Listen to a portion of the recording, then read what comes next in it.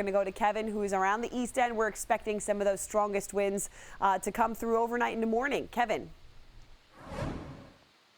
And Sam, we're starting to hear those winds pick up right now here in South Jamesport. I'm hearing some of the trees rustling, the treetops. And this area really does have a lot of rather large and old trees. Some of them, like this one right here, close to power lines as well. So if some of those branches were to come down or the trees were to come down, well, that would knock out power to a lot of people in this area.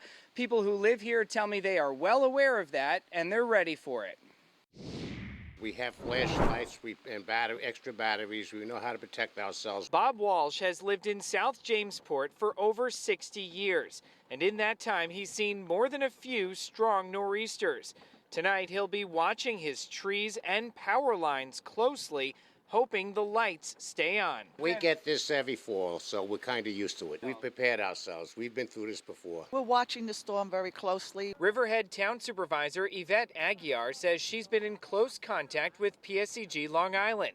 And until the storm subsides, town workers will be ready at a moment's notice. Everybody's on standby. Of course, myself, here I am. So is the police chief, the police officers. We have our buildings department. We have our sanitation. Our concern now is out east. Larry Torres, PSEG's emergency preparedness manager, says more than 400 workers will be on duty overnight with another 200 on standby.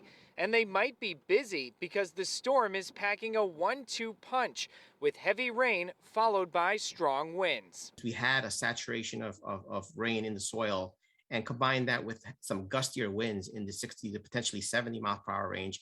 We are concerned about large limbs and trees coming over and impacting our electric system. Meanwhile, Bob says the utility has performed well so far this year, and he's hoping they'll respond quickly tonight if they're needed. I'm hoping it's going to be good again. They said they were prepared.